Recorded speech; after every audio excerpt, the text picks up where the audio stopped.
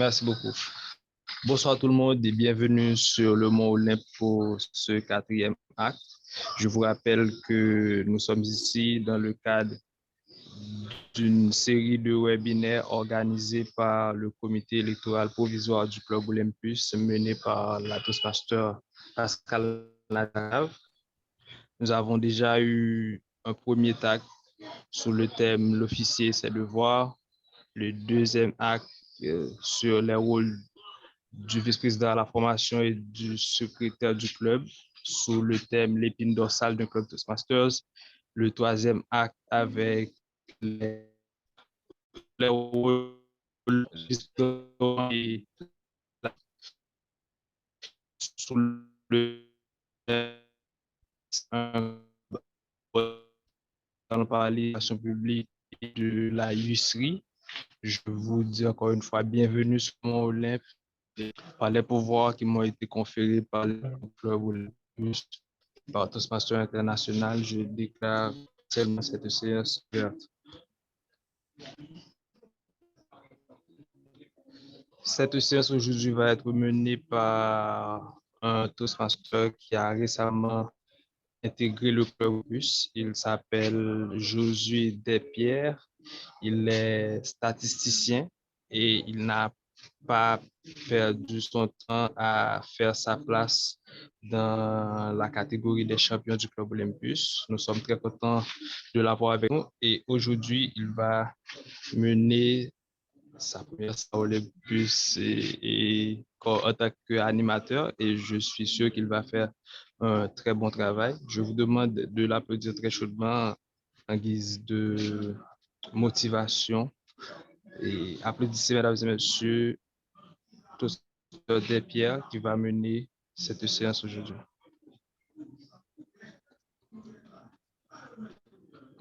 Toastmaster Despierres, si tu m'écoutes, je te passe le lutrin virtuel. Merci, Monsieur le Président. Amis Toastmasters, distingués invités, bonsoir. Cela fait environ 5 mois que je suis membre du Club Olympus. Et en ces 5 mois, j'ai eu une expérience extraordinaire avec les officiers de ce club. La première vient des différents messages envoyés en privé par le président du club, le vice-président aux relations publiques du club, le vice-président au recrutement du club, pour me souhaiter la plus cordiale bienvenue.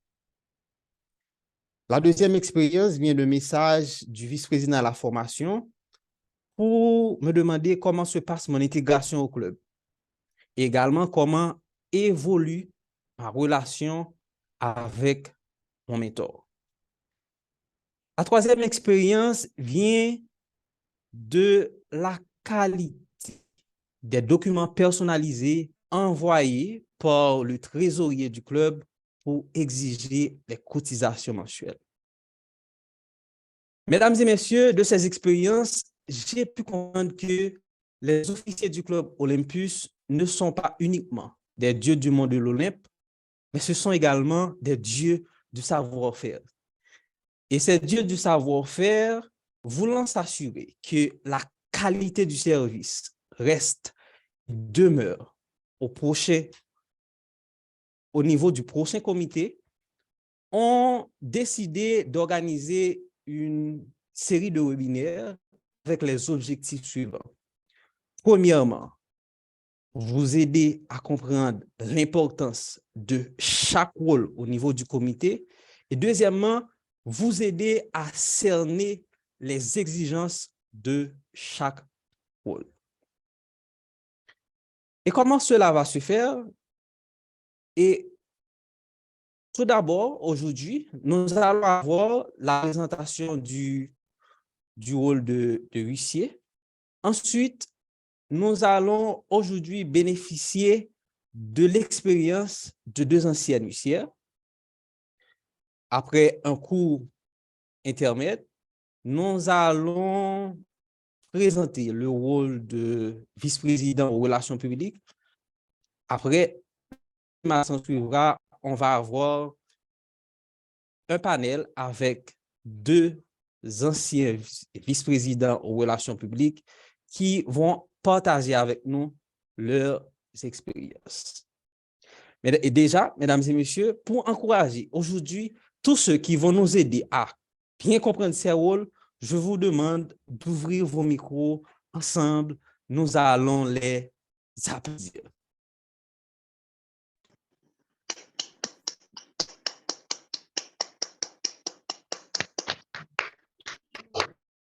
Merci. Merci beaucoup. Et pour mieux vous aider à comprendre ce qui va se faire aujourd'hui, je vous demanderai deux choses. La première, c'est de garder vos micros fermés lors des différentes interventions. La deuxième, c'est d'utiliser le chat au maximum pour vos questions, pour tout commentaire que vous trouverez nécessaire, utile au bon déroulement de ce webinaire. Sur ce, on ne va pas tarder, on va commencer directement et j'estime que l'on est chanceux avec la personne que l'on va, qui va débuter ce webinaire. C'est une personne que je pense qui est la personnification du savoir-faire.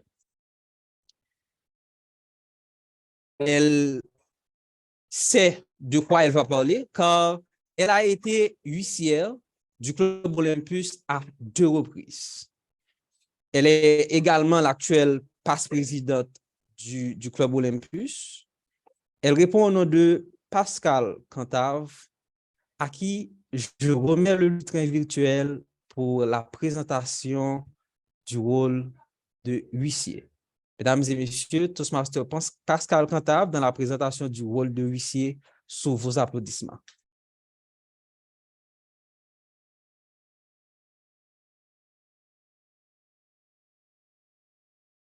Toastmaster Pascal,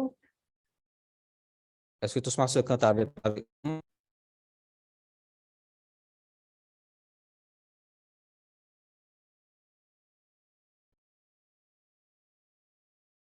Toastmaster Cantave?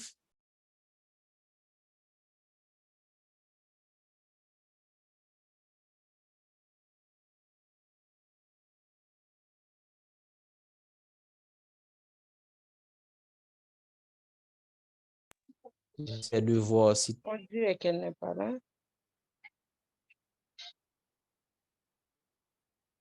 Et j'essaie de voir, est-ce que le Zoom Master pourrait entre-temps passer une musique pour nous et le temps de retrouver Toastmaster Cantave?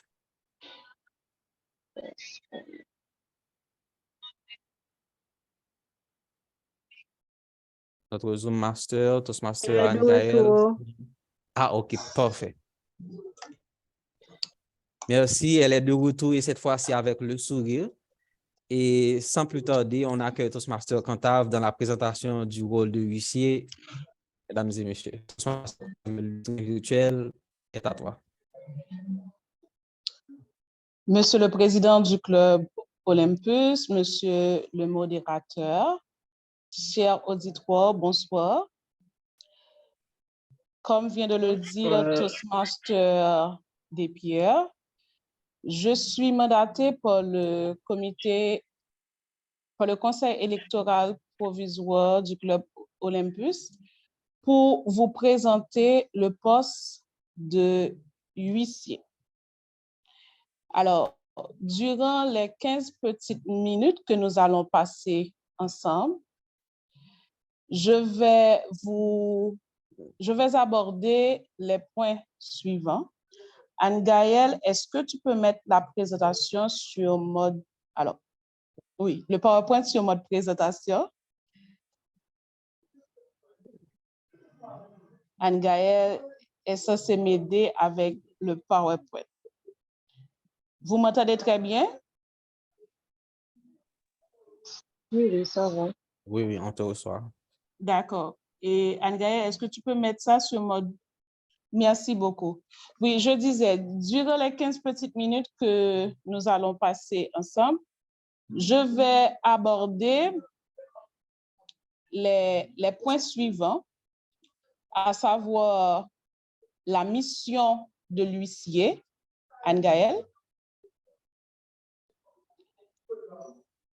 quelles sont ses fonctions, c'est-à-dire ses responsabilités, comment les remplir, et en dernier lieu, et quelles sont les ressources, les outils à utiliser afin de bien mener cette mission lorsque vous êtes le huissier de votre club.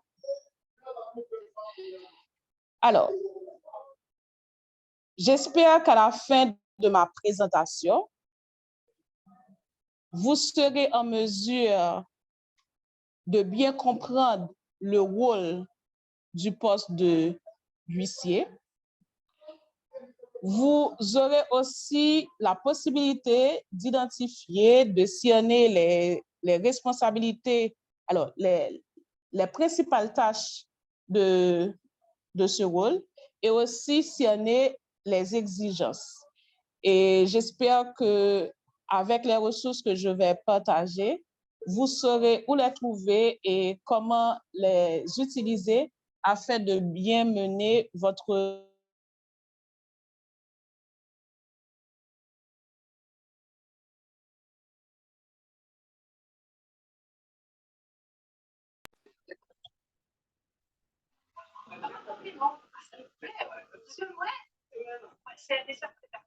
Ça, c'est clair et net. Les soi-disant, c'est sûr, mais il est très intéressant quand on est en fonction de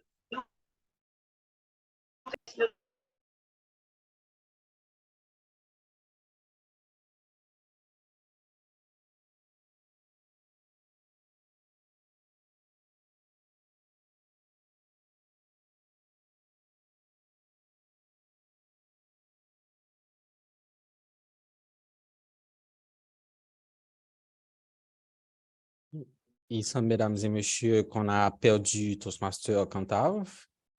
Donc déjà, je pense que vous avez suivi avec attention qu'elle a présenté de façon très claire les objectifs de sa présentation, à savoir qu'elle va vous parler de la mission du poste, que vous allez également, à partir de sa présentation, comprendre les différentes responsabilités qui sont liées au poste. Et bon, finalement, pour donner un beau résultat, certainement, nous avons besoin de ressources. Donc, avec elle, nous allons voir quelles sont les ressources qui sont nécessaires et qui sont également appropriées pour être un bon huissier. Donc, nous attendons des Toastmasters Cantave avec patience, car on sait que ce qu'elle va nous apporter, ce sera quelque chose de qualité.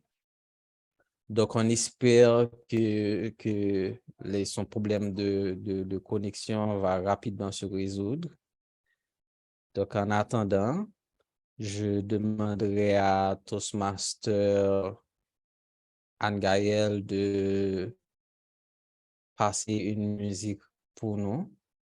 Et puis, comme ça, je vais essayer de contacter Toastmaster Cantave pour savoir ce qui se passe. Toastmaster Anne-Gaëlle?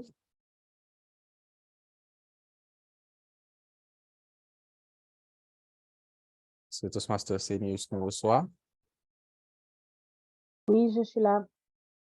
Ah, OK.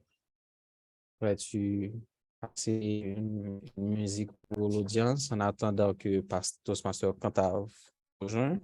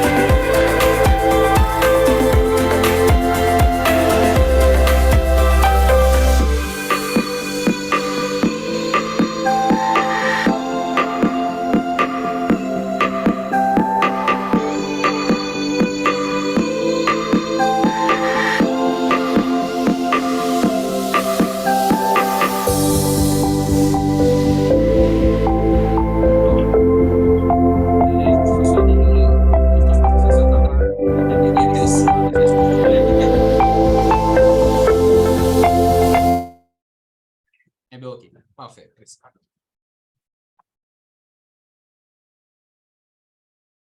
Merci, Toastmaster.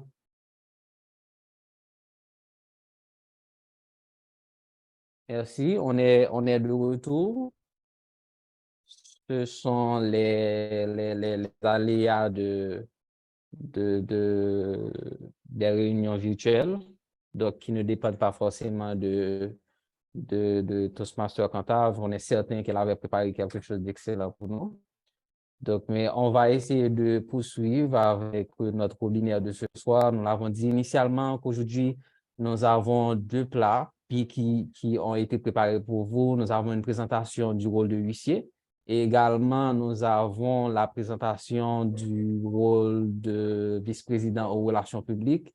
Donc, étant donné que Toastmaster a des difficultés de connexion, on va essayer de voir rapidement est-ce que Toastmaster Clooney, qui normalement devrait présenter pour nous ce soir le rôle de vice-président aux relations publiques, est présent. Toastmaster Clooney, Toastmaster Minto.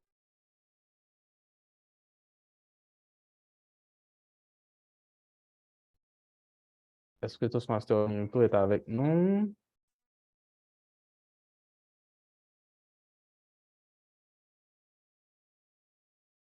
J'essaie de voir s'il est disponible.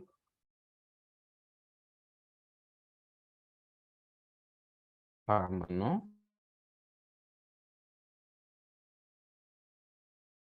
Donc, étant donné que Toastmaster Minto apparemment n'est pas disponible, j'essaie de voir. Est-ce que Toastmaster Saint-Val est là? Est-ce que Toastmaster Saint-Val est connecté? Oui, je suis là. Ah, parfait. Toastmaster Nathalie, vous êtes là également? Ah, OK, parfait. Donc, étant donné qu'ils sont absents, donc on va essayer que ces 2 Toastmasters sont présents et que normalement, ce sont des Toastmasters qui connaissent parfaitement également le rôle de huissier. On va essayer de poursuivre notre webinaire avec un panel. Donc, déjà, ce sera le panel sur les rôles de huissier. Donc, je suis certain que vous allez beaucoup bénéficier du panel car les Toastmasters qui ont été choisis pour ce panel ont été choisis minutieusement. Déjà, ce sont des Toastmasters c'est un panel que je trouve qui est complémentaire dans la mesure où l'un des panélistes a déjà joué le rôle de huissier et l'autre panéliste, c'est quelqu'un, je dis complémentaire, qui faisait partie du sous-comité de la huissier. Donc, déjà, est-ce que vous pouvez ouvrir? Donc, déjà, on va essayer de présenter à l'auditoire le premier des panélistes, la première des panélistes, qui est Toastmaster Saint-Val, qui est une femme mariée, maman d'une princesse. Elle tenait à le préciser. C'est une entrepreneur. Nous sommes chanceux aujourd'hui de la voir car Toastmaster Saint-Val, elle a été la première huissière du Club Olympus. Toastmaster Saint-Val, bonsoir. Nous sommes contents de t'accueillir pour ce panel. Un petit bonsoir à l'auditoire. Bonsoir, Toastmaster Jean-Pierre. Bonsoir à tous les Toastmasters présents ce soir. C'est un plaisir pour moi d'être sur le Mont Olympe.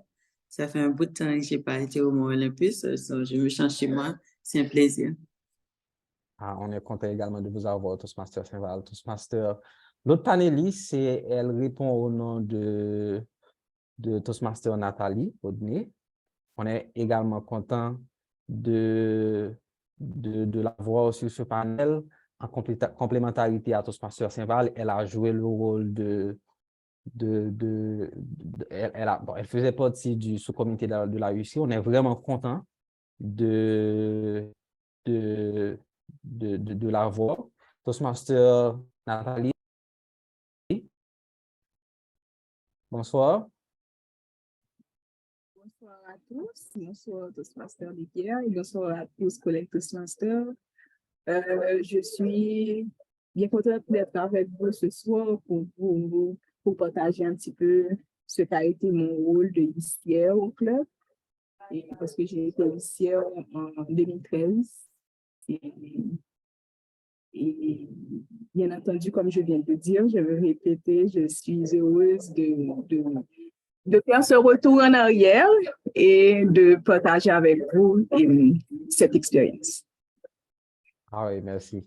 Et bon, et puisqu'on est en train de parler de retour en arrière, essayons d'aller au tout début. Donc, pour toi, Toastmaster, c'est Nathalie, un huissier, une huissière, c'est quoi? C'est qui? En quoi consiste, quelle est la mission de ce poste?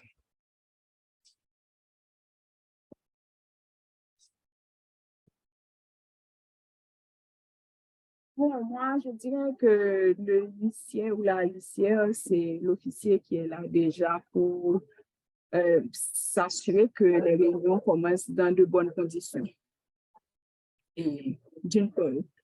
Et le huissier et la huissière, quand je dis dans de bonnes conditions, en parlant de l'espace physique et qui accueille les réunions.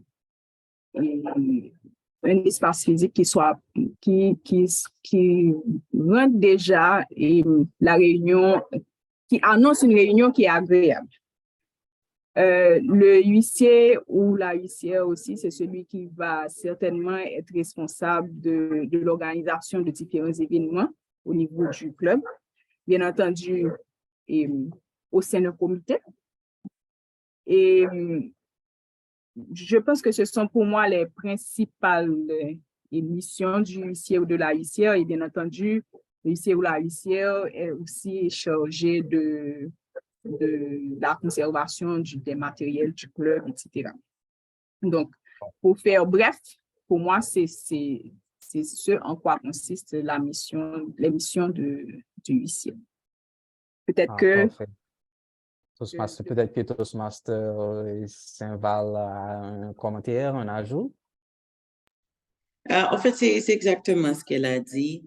Moi, je pense que être un huissier, on met le ton pour que la réunion soit une réussite. Comme elle a dit, l'atmosphère, quand on parle de l'atmosphère, on s'assure que l'arrangement de la salle est bien, que la salle est propre, que tous les matériaux sont exposés comme ils doivent être exposés pour que la réunion soit une réussite. Et il faut aussi, le huissier ou la huissière doit aussi être responsable s'il y a un inconvénient sur, OK, au moment de le local où on utilise pour la réunion n'est pas disponible à la dernière minute, c'est le rôle du huissier d'avoir un plan B pour qu'on puisse rapidement trouver un autre local, pour qu'on puisse, faire que la réunion soit une réussite. Le huissier et la huissière est aussi responsable d'une petite collation après la réunion. Aussi, c'est le rôle du huissier. Et comme elle a dit, les matériaux du club. En tant que huissier, vous assurez que la réunion soit une réussite. D'accord? Chaque personne a un rôle, mais le huissier est là pour s'assurer que la réunion soit une réussite. Mais le huissier aussi doit, comme on peut le dire, le huissier est définitivement la première personne qui doit arriver sur place pour s'assurer que la salle est préparée pour recevoir toutes les autres personnes de la réunion. C'est en gros, c'est ça le rôle de huissier. Ah, parfait, merci. Donc, si j'ai bien compris, c'est à s'assurer que l'espace soit agréable pour tous ceux qui vont venir à la réunion, conserver les matériaux du club. Mais apparemment, ça paraît être un rôle qui est facile. Est-ce que en jouant ce poste, est-ce que vous avez l'habitude de rencontrer des difficultés?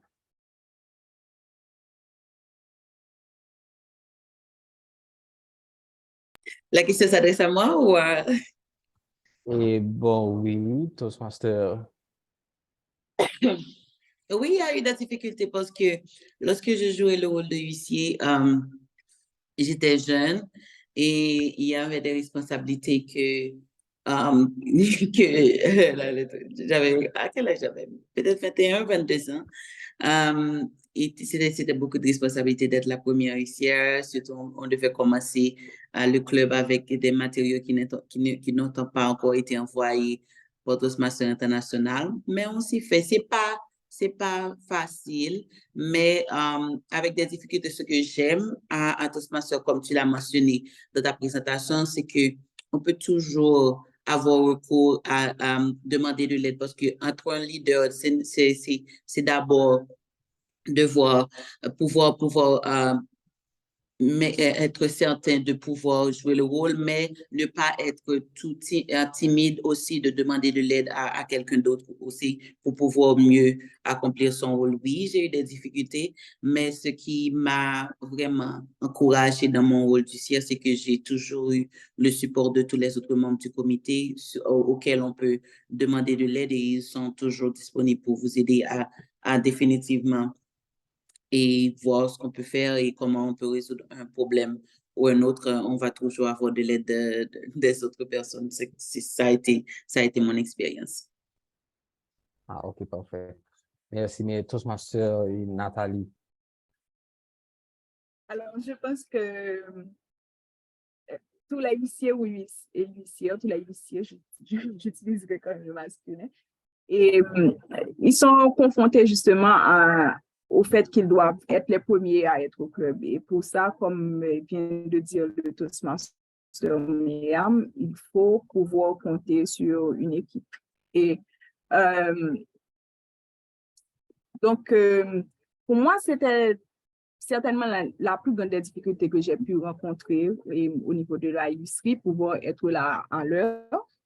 Et donc, je pouvais compter tant sur mon équipe que sur les autres membres du club aussi, parce que quand même si on a un sous-comité, mais tous les membres du club sont quand même responsables d'une certaine manière du bon déroulement de la réunion. Donc, à l'époque, et je pense que c'est toujours le cas, les membres du club étaient quand même toujours prêts à apporter mes fautes aux autres officiers. Donc, quand il s'agissait de transporter les collations, je pouvais faire appel à ceux que je savais avaient un véhicule. Par exemple, je crois à l'époque, Michel nous aidait beaucoup, Télémac. Et quand il fallait décorer la salle, si je ne pouvais pas être là, je faisais appel à quelqu'un qui pouvait le faire. Quoi d'autre? Après les réunions, quand il fallait arranger la salle, j'étais certainement là, mais il y avait aussi d'autres Toastmasters qui venaient, qui aidaient à remettre la salle dans l'état où elle était au départ, etc. Donc, ce sont là les principales difficultés d'un huissier ou d'une huissière. Et puis après aussi, il y a eu des réunions extraordinaires, comme par exemple la réalisation de la COFO 2013, où il fallait vraiment planifier et l'organisation de la fête d'Olympus. Et ça, c'était quand même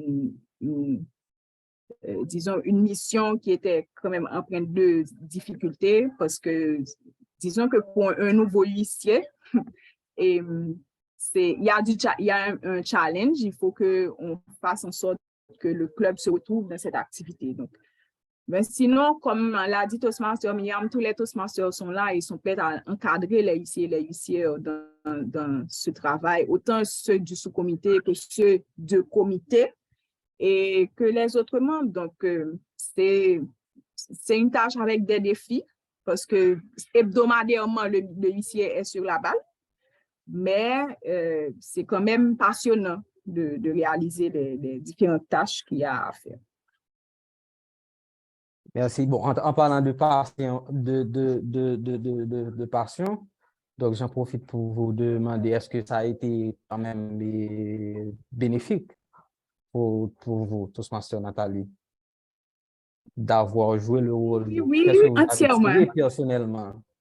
Ça a été très bénéfique. Et j'ai envie de dire que j'ai passé 1 an à jouer le rôle et je pense que le premier bénéfice a été qu'en termes de planification, j'ai beaucoup appris. J'ai pu me rendre compte que il faut absolument planifier ce qu'on fait et cela planifier à l'avance, pas une journée à l'avance ou 2 jours à l'avance, mais qu'il faut une planification. Bon, il y a déjà la planification à très long terme pour les événements spéciaux, mais il y a une planification aussi à long terme, même pour les événements hebdomadaires, même pour les réunions hebdomadaires. Comme ça, on sait que, bon,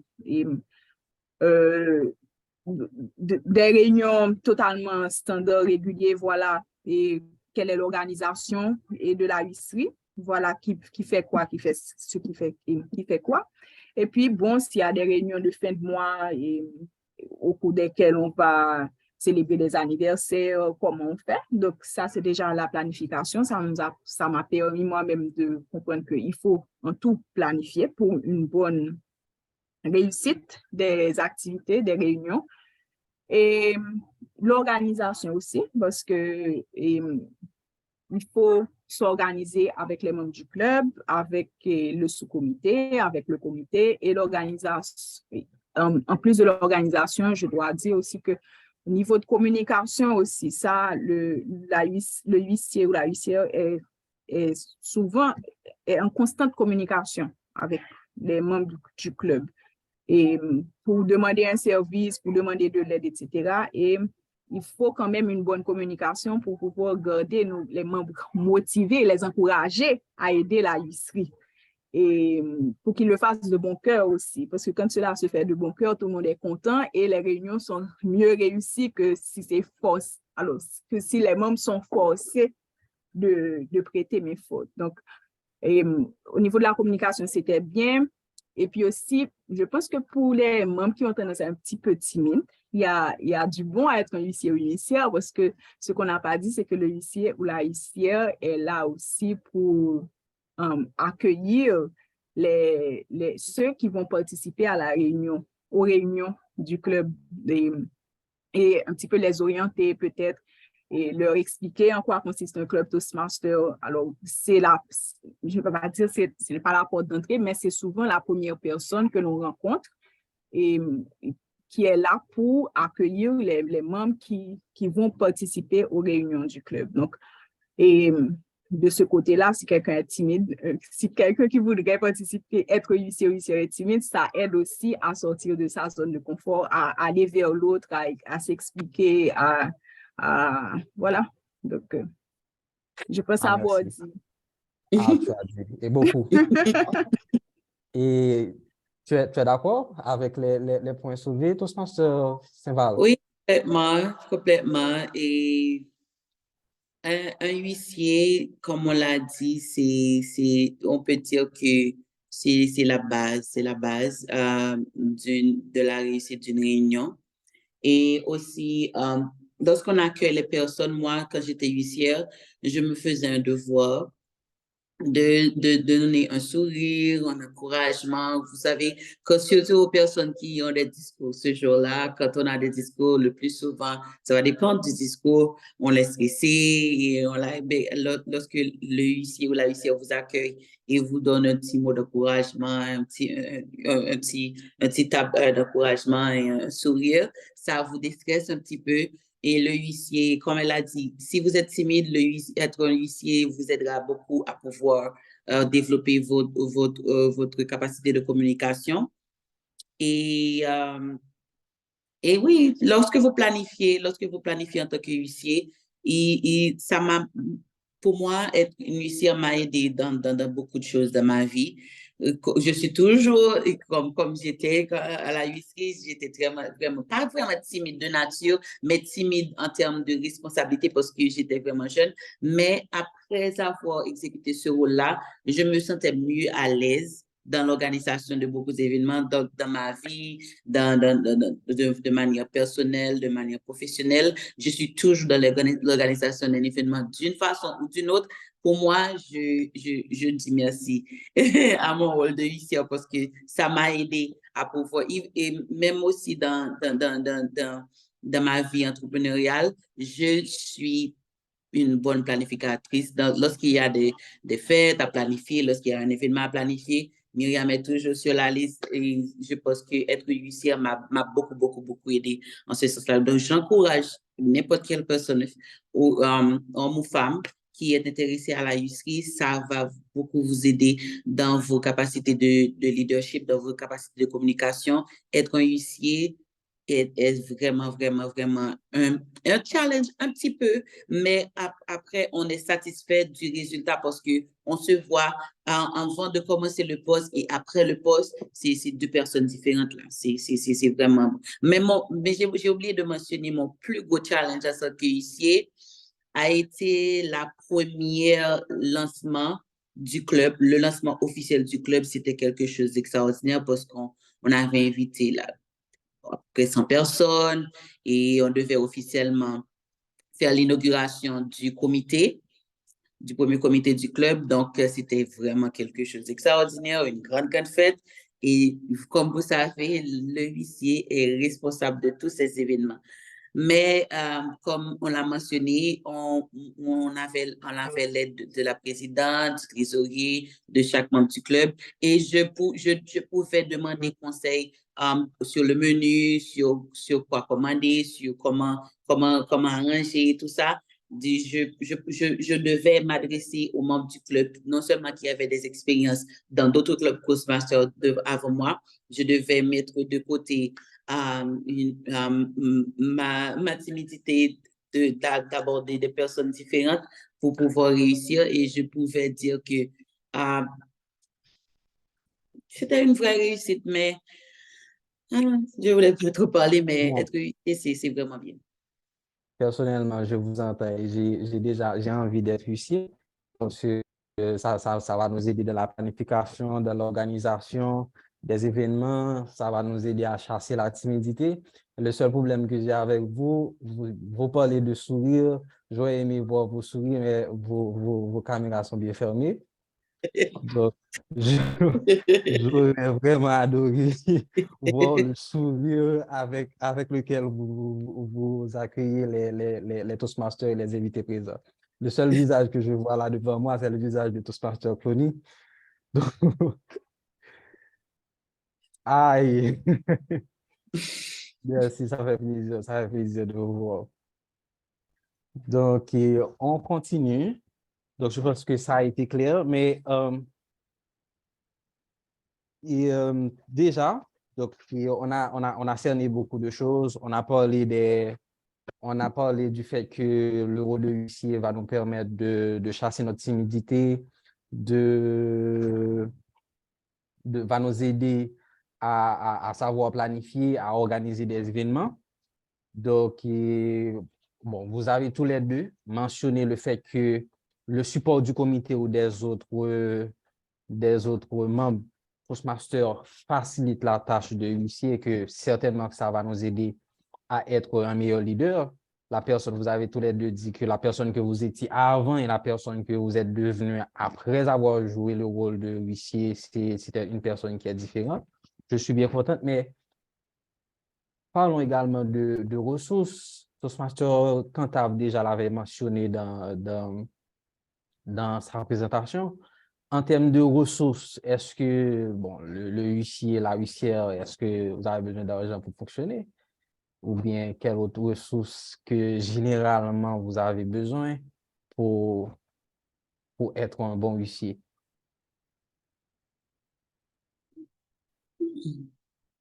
Je peux dire que la huisserie et la trésorerie fonctionnent main dans la main. Parce que la huisserie, quel que soit ce qu'on utilise, les dépenses qu'on fait, on est en rapport constant avec la trésorerie. Et la trésorerie, elle nous donne un budget. OK, c'est votre budget pour cette réunion, donc on doit définitivement fonctionner avec le budget de la trésorerie. D'autres ressources qu'on a, c'est vraiment, je peux dire ça, le président ou la présidente est toujours en train de voir comment vont les leaders, qui est le huissier et les autres membres du club. C'est ce que j'ai en tête pour le moment. Peut-être qu'à la fin, je pourrais rappeler d'autres choses, oui, c'est en gros. Mais pour moi, je sais que la huisserie et la trésorerie marchent de concert. De concert. Que Parfait. oui, on marche de concert parce que la trésorerie donne le budget à la huisserie pour un ou des événements et ensemble, on se met aux réunions hebdomadaires du comité, on se met d'accord sur ce qu'on va faire, ce qu'on va planifier entre la huisserie et la trésorerie. Petit ajout, Toastmaster Nathalie? Oui, alors la question c'était quelles sont les ressources dont le ICL Oui. a besoin, c'est ça? Bon, C'est bien ça. ça, c'est compliqué pour nous, hein, parce que ces questions sont un petit peu trop précises. Ça fait longtemps qu'on a joué le rôle. Mais je dirais que comme ressources, on a les ressources matérielles que nous utilisions, que j'utilisais quand j'étais huissière, et je pense qu'elles sont, dans une réunion en présentiel, ces ressources doivent être les mêmes, les bulletins, et qu'il faut utiliser, qu'il faut passer aux membres lors des votes, et le huissier doit les avoir à portée de main lors des rencontres, les préparer. Il y a les banners du club, le motto, le pupitre, et qu'il faut toujours s'assurer d'avoir aussi au niveau d'un club Toastmaster. Et qui sont incontournables lors des rencontres. Ensuite, bien entendu, il y a les ressources financières qui sont associées surtout aux collations, et parce que ça dépend maintenant de comment d'à quelle fréquence le club va décider qu'il y aura des collations. Donc, si on fait des collations mensuellement ou bien pour l'anniversaire de chaque Toastmaster, les ressources financières vont quand même augmenter. Et bien entendu, les ressources humaines, tous les membres de Toastmaster, tous les membres du club et Toastmaster. Donc, oui, ce sont là les ressources qui sont utilisées par le ICRE avant et pendant les réunions du club. Merci beaucoup à vous deux. Je pense que grâce à vous, on a plus ou moins cerné c'est quoi le rôle de l'huissier et puis quels sont les bénéfices qu'on pourrait en tirer. Donc, avant qu'on puisse se séparer, un conseil pour tous ceux et toutes celles qui aimeraient devenir huissier? Toastmaster Nathalie, vous pouvez commencer? Le principal conseil, ça serait de se jeter à l'eau.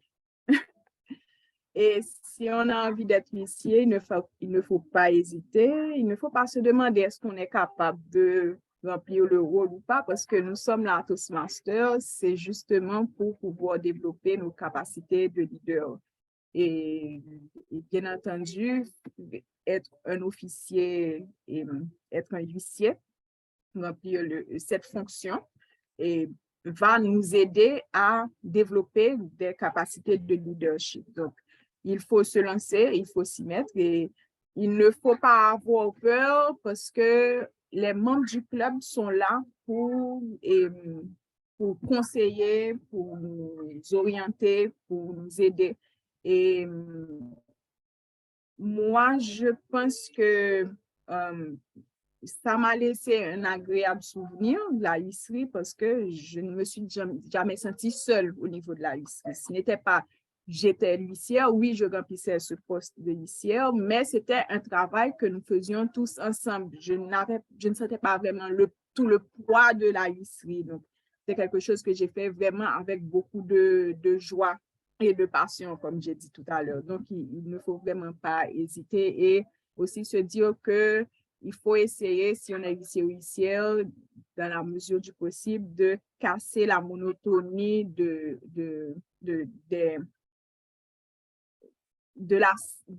l'arrangement de la salle. Si on peut changer des places, les chaises de place, faire une petite décoration qui soit un peu coûteuse, et parce que les difficultés sont énormes. Et quand on est en présentiel, parce que moi, j'ai rempli ce rôle en présentiel. Donc, je sais que pour le virtuel, je ne peux pas tout dire. Et donc, essayer de voir comment faire en sorte d'avoir une salle le plus agréable possible et qui nous surprend un petit peu à chaque fois qu'on arrive. C'est ça qui va mettre déjà les gens dans l'ambiance et leur donner envie de vivre les réunions du Toastmasters. Merci Toastmaster Nathalie pour votre clarté.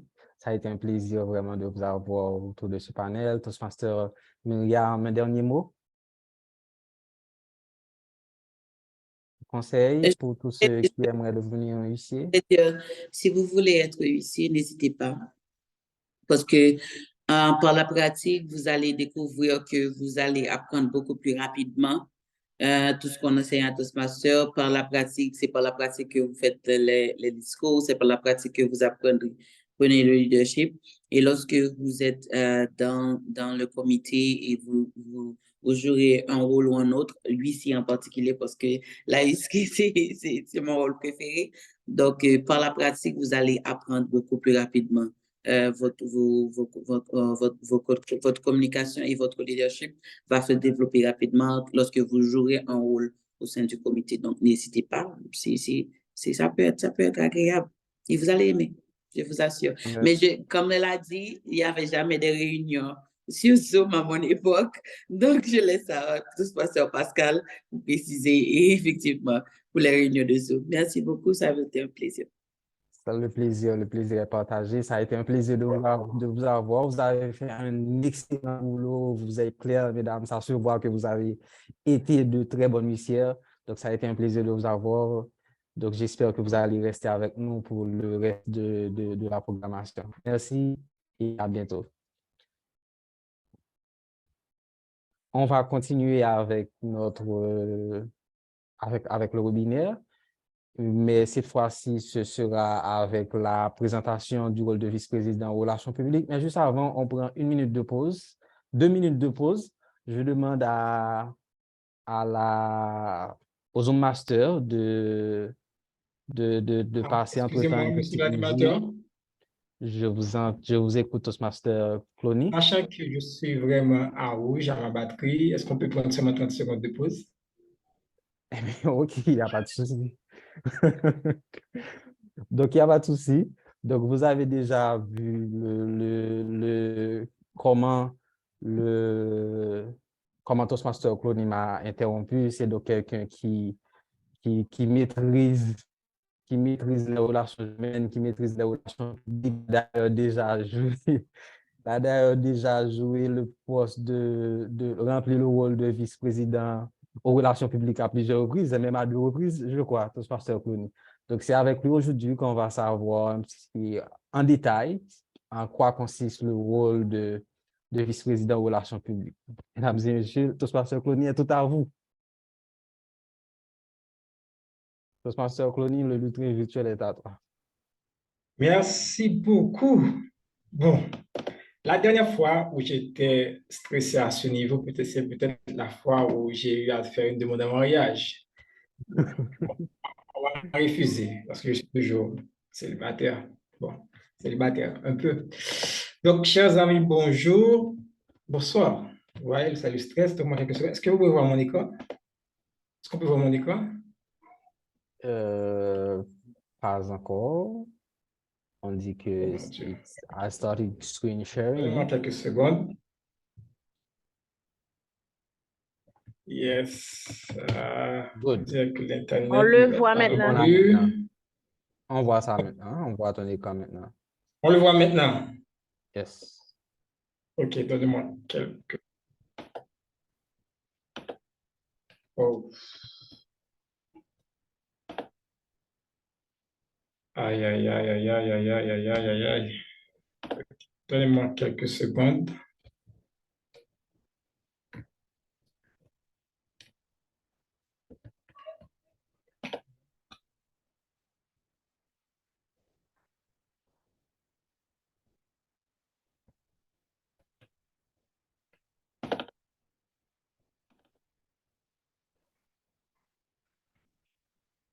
On voit mon écran?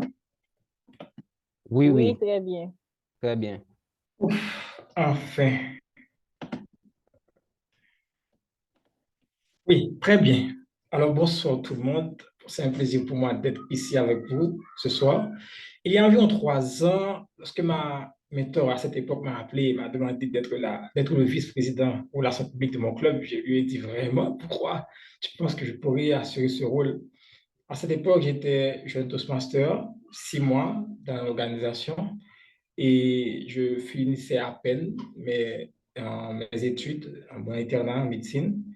Et aussi, la seule chose que j'avais tout simplement, c'était simplement ma curiosité et ce besoin de servir et aussi mes capacités, mes compétences en graphic design.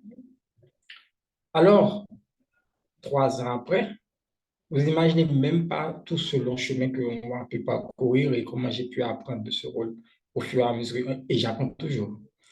Et le plus amusant dans l'histoire, c'est que mon premier travail à temps plein après mes études médicales a été d'être dans le département de marketing et de relations publiques dans un réseau d'hôpital. Donc, pour vous dire que j'ai vraiment beaucoup appris de ce rôle. Et c'est pour moi un plaisir de vous présenter ce rôle, que je vais vous présenter en 4 éléments, les 4 leçons que j'ai pu apprendre de ce rôle de vice-président aux relations publiques. Mais bien avant, je vous ai préparé un petit test. Donc, je vous prie, s'il vous plaît, de répondre aux questions de ce quiz. Merci de répondre aux questions.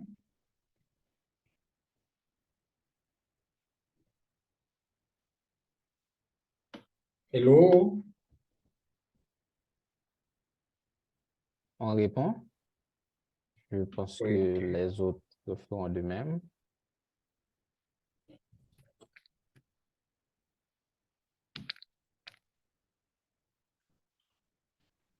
OK. Bon, je ne vois pas encore de réponse. C'est peut-être mon Internet à moi.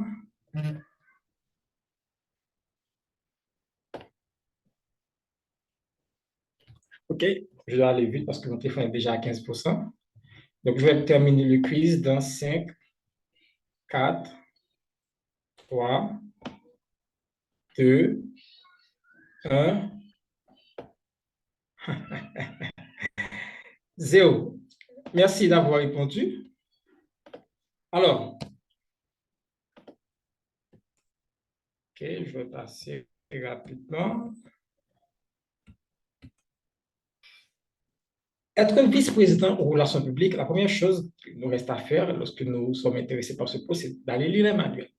Que disent les manuels? Il y a 2 manuels, heureusement. Il y a l'ancien manuel, il y a le nouveau. L'ancien manuel, il est précisé que le vice-président aux relations publiques a un travail de promotion, de promouvoir le club. Cette promotion peut se faire à travers les médias, à travers les réseaux sociaux, etc. Tenir le site web du club à jour, protéger le branding de Toastmasters International et aussi partager le lien Zoom, quel que soit le lien sur la plateforme qu'on utilise aux invités. Dans l'ancien manuel, c'est un peu plus détaillé parce que vous allez voir, il y a un ancien manuel qui parle du rôle du vice-président aux relations publiques en détail. On va parler comment aborder les médias, comment éveiller l'intérêt des médias, comment représenter le club lorsqu'on aura à faire des entrevues. Et aussi, on parle de créer un bulletin de club, participer aux réunions. Ça, c'était la chose à laquelle je croyais lorsque j'étais vice-président. Je pensais qu'aller lire les manuels, demander des conseils à les Toastmasters, c'était ce qu'il me fallait. Mais bon, quel est l'élément primordial d'une bonne stratégie de relations publiques? J'ai vu que certaines personnes ont mis la capacité à innover. En effet, l'innovation est toujours une bonne chose. Mais ce que j'ai pu comprendre avec mon expérience, c'est que l'élément le plus primordial, c'est tout simplement la planification stratégique. La planification est un élément primordial parce qu'elle permet de définir les objectifs à long terme, les cibles, les messages clés et les actions à entreprendre pour atteindre les résultats souhaités. Une bonne planification stratégique implique alors une analyse approfondie de l'environnement, des différents éléments, des parties prenantes, des tendances, des opportunités, ainsi que l'identification des obstacles potentiels. Lorsque j'étais vice-président de relations publiques pour la première fois, je pensais que ce que j'avais à faire, c'était tout simplement faire la promotion du club. C'est ce que j'ai fait. Alors, j'ai commencé à utiliser ma créativité pour créer de jolis flyers, comme celle-ci. les flyers étaient vraiment visibles. Donc, on faisait beaucoup de ce genre de flyers pour pouvoir promouvoir le club. De bis, c'était le message. Et aussi, il fallait aussi trouver du contenu. Donc, il fallait faire la promotion du club, non seulement les activités du club, mais aussi faire la promotion de Toastmasters. Donc, on publiait aussi des affiches où l'on informait le public sur ce qu'est Toastmasters et pourquoi ils doivent rejoindre. Mais ce que j'ai compris, c'est que ce que je faisais, oui, c'est une part des relations publiques peut-être, mais c'était surtout de la publicité.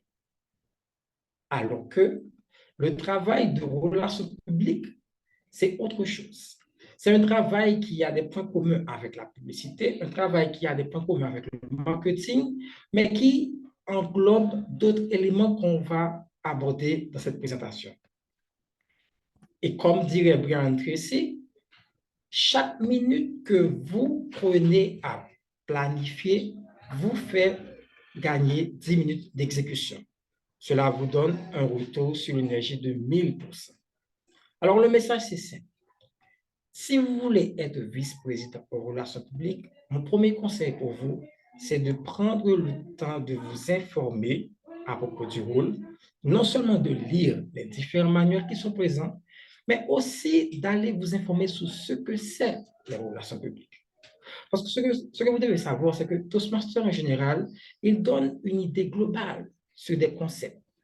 Vous avez peut-être travaillé sur le projet la variété vocale, ou encore le projet Research and Presenting, la recherche et les présentations. Mais vous allez voir que les documents sont généralement très succincts parce qu'il incombe à vous-même, en tant que bon étudiant, d'aller faire des recherches supplémentaires qui vont vous donner une idée plus large sur ce qu'est la question.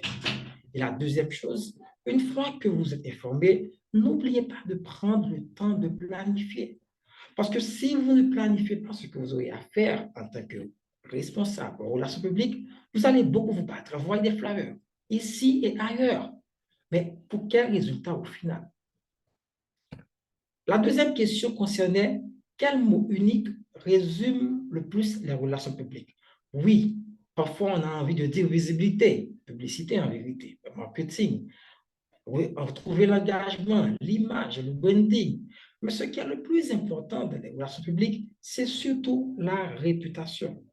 La réputation a un aspect fondamental. C'est l'image que les différents éléments, les parties prenantes, je parle des membres du club, je parle des invités, je parle aussi des différentes institutions que le club peut décider de collaborer avec de votre club.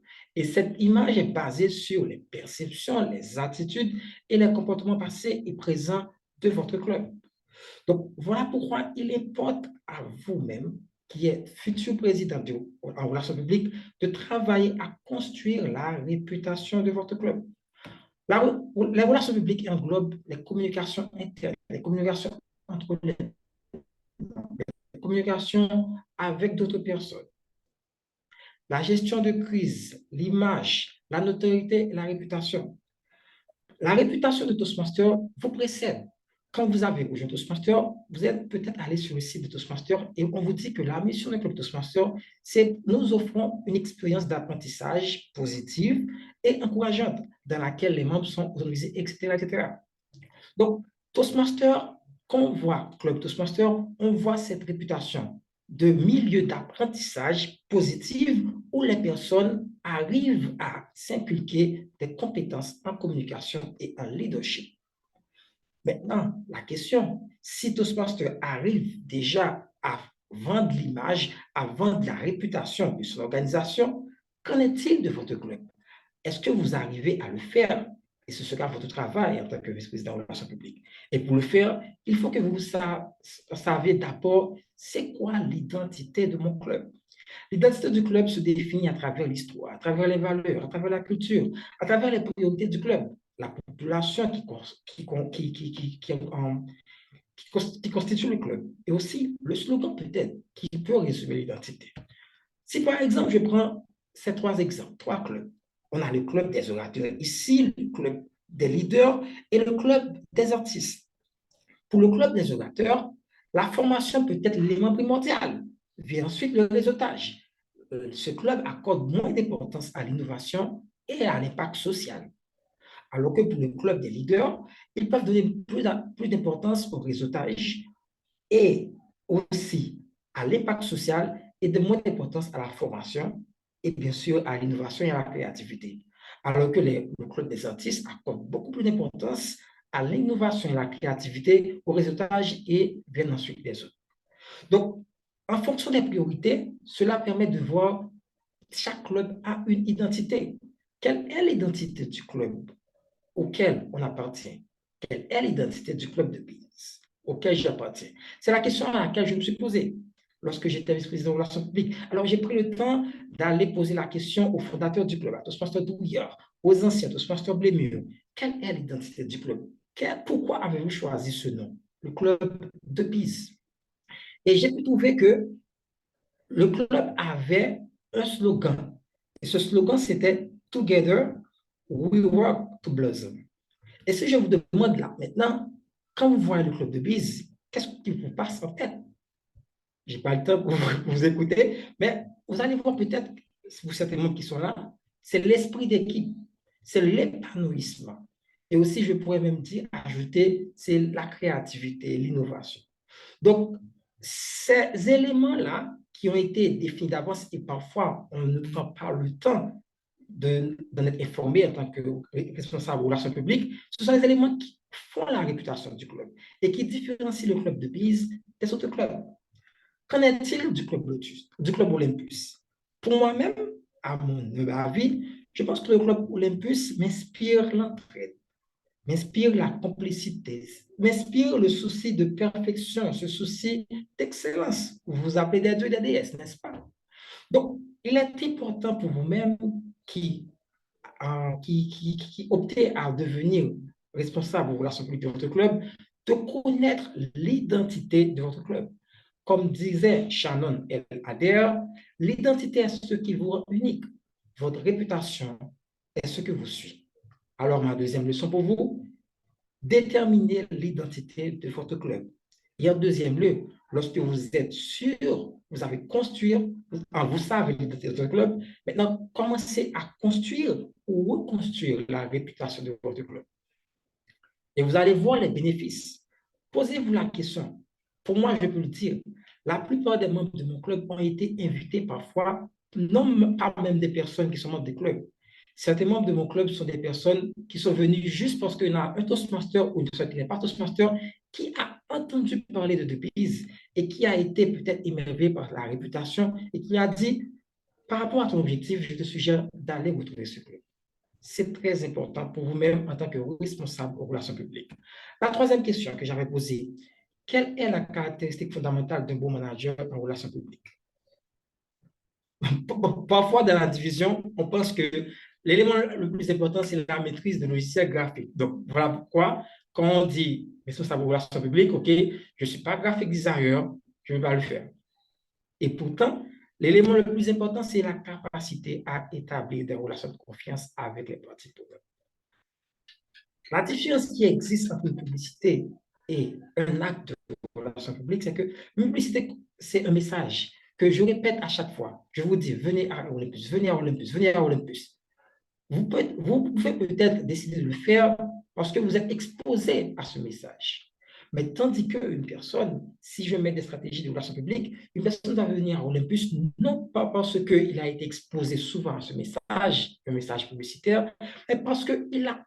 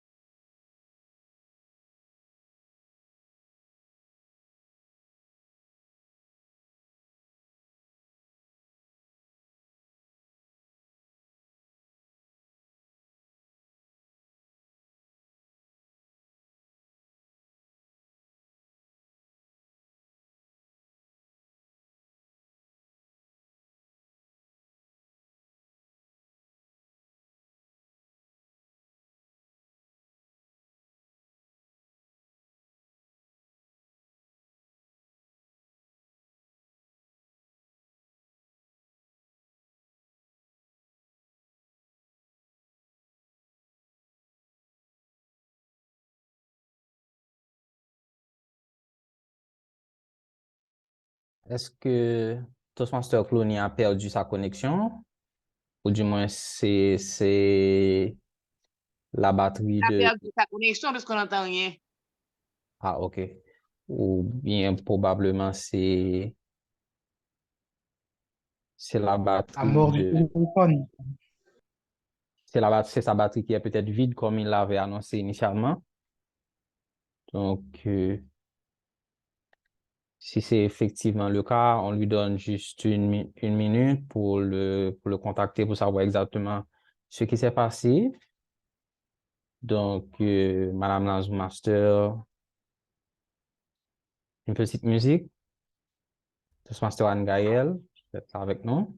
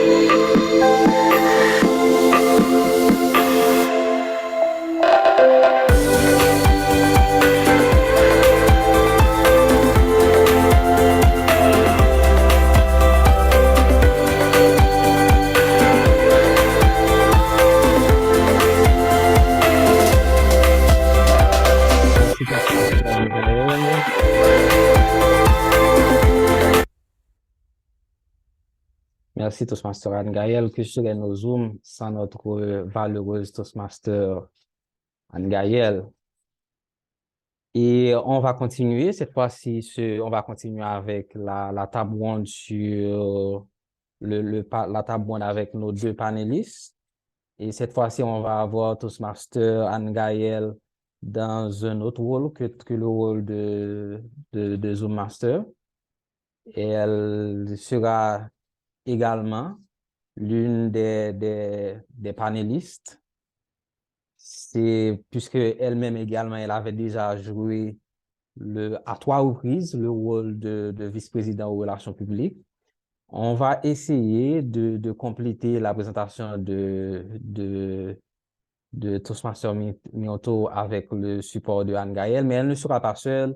Elle sera accompagnée d'une autre ingénieure, une ingénieure électromécanique qui d'ailleurs aime les activités de groupe.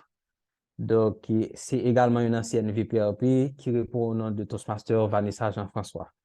Donc, déjà, je vous prie de... Je vois déjà Toastmaster Vanessa Jean-François qui est déjà en train de nous sourire. Toastmaster Vanessa, bonsoir. Bonsoir, Toastmaster des pièces. Bonsoir, cher président. Bonsoir, auditoire. Bonsoir, tout le monde. C'est un plaisir d'être avec vous ce soir.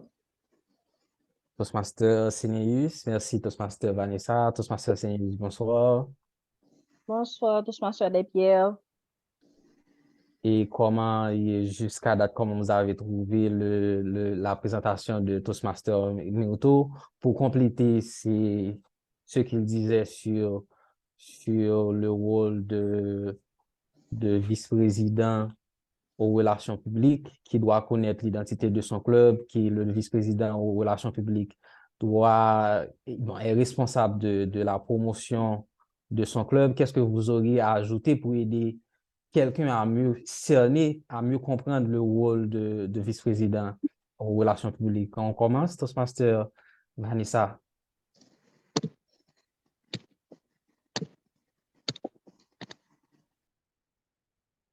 Effectivement, je peux dire que Toastmaster Cody a fait un travail extraordinaire. Effectivement, en quelques mots, il a présenté l'essentiel.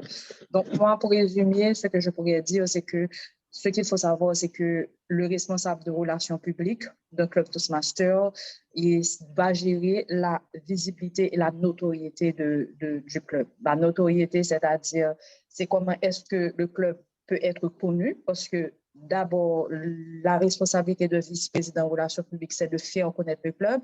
Également, la visibilité, c'est comment est-ce que le club peut être perçu, comme il disait, à travers la réputation, à travers l'image qu'on va véhiculer du club. Donc, en fin de compte, je peux dire qu'il a très bien englobé les points essentiels qu'on attend d'une vice-président ou d'un vice-président de relations publiques. Merci, Toastmaster Vanessa. Toastmaster Sénéus, un petit ajout? Alors moi, je prenais vraiment plaisir à écouter Nito. En tant qu'ancienne de la FDS, je dirais que Nito bien bat bête li. C'était de la bonne bête à l'état pur, ce qu'il disait. J'ai vraiment apprécié et j'ai aussi appris, même si j'ai déjà occupé le poste. C'est ce qui est intéressant à Toastmaster. Même si on occupe le poste de nombreuses fois, on apprend toujours de l'autre qui avait brigué ce poste parce que les expériences sont différentes puisque nous-mêmes, nous sommes différents. Donc, j'appuie à 100% ce qu'il disait. Et le point sur lequel je pense que j'aurais vraiment mis l'accent, c'est la partie où il disait que pour être VPRP, on n'est pas obligé d'être un designer. Ce n'est pas obligatoire. C'est un outil nécessaire, un outil utile. Ça peut vraiment aider si on peut faire soi-même ce qu'on a envie de projeter. Mais ce n'est pas nécessaire. Les ressources sont dans le club. On peut toujours avoir quelqu'un qui est apte dans son sous-comité. On n'est pas obligé soi-même d'être capable de le faire. Alors, comment cerner, comment contourner ce petit défaut de compétence si on n'est pas un designer?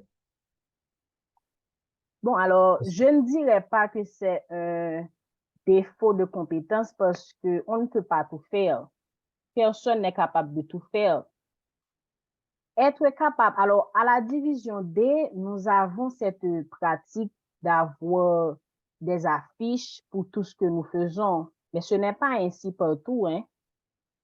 Là où je suis actuellement, aux États-Unis, les clubs communiquent davantage à travers leur page, leur site Internet ou par email. Donc, ça dépend du public qu'on a. Ne pas être capable de faire des affiches ou utiliser Canva comme on a cette impression, je ne pense pas que c'est vraiment un déficit parce que faire les affiches est un moyen de communication visuelle. L'objectif du VPRP, c'est de promouvoir le club et les affiches ne sont qu'un moyen de communication. Ce ne sont pas tous les moyens de communication. Ce n'est pas le seul moyen de communication qu'il y a. Donc, ce n'est vraiment pas un déficit, à mon avis. Merci, Toastmaster Sénéus. Donc, et est-ce que tu es d'accord, Toastmaster, avec le point de vue de Toastmaster Sénéus, Toastmaster Vanessa? Micro. Ton micro apparemment est fermé. Ton micro est fermé. Ok, voilà. Je pense que le Toastmaster Claudia a fait un point très important, à savoir la planification stratégique. C'est-à-dire savoir ce qu'on veut, comment est-ce qu'on veut atteindre son public et comment est-ce qu'on veut construire la réputation de son club. Et comme l'a dit Toastmaster Gaël, Toastmaster Sénéus, le plus important, c'est de ne pas avoir toutes les compétences par rapport aux relations publiques. N'oublions pas que les relations publiques, c'est avant tout de faire connaître le club et de créer ce climat de confiance entre les membres, mais aussi ce climat de confiance et aussi de désir pour ceux qui rentreront en contact avec le club. Maintenant, comme l'a dit également et Toastmaster Sénéus, il y a différentes stratégies qu'on peut utiliser par rapport à l'environnement, par rapport au public ciblé. Maintenant, si on est web designer, c'est encore mieux, mais c'est pas obligatoire parce que, comme le dit tantôt Toastmaster Sénéus, mais aussi les UC avant, donc dans le club, il y a beaucoup de compétences, donc il faut en discuter avec les membres parce que c'est du choc des idées que va venir les idées les plus innovantes. Donc, c'est de discuter avec les gens pour voir quelles sont les stratégies à employer, quelles sont les ressources dont on aura besoin et peut-être même discuter avec le trésorier parce que vous pouvez ne pas être le designer, mais le club peut mettre à votre disposition un petit budget pour vous permettre de réaliser. Donc, le plus important, c'est pas le design, le plus important, c'est d'avoir une stratégie de planification, de comprendre qu'est-ce que vous voulez et comment vous allez atterrir votre vision du club, c'est-à-dire faire connaître le club, mais aussi, comme je l'ai dit avant, définir ce climat de confiance entre les membres, mais aussi ce désir de rester dans le club, d'être membre dans le club, d'investir dans le club et ce désir de rejoindre le club pour les visiteurs. Merci. Bon, on a beaucoup parlé du fait que le vice-président aux relations publiques, c'est quelqu'un qui est responsable de la promotion, qui doit connaître la vision du club, l'identité du club. Mais il y a également un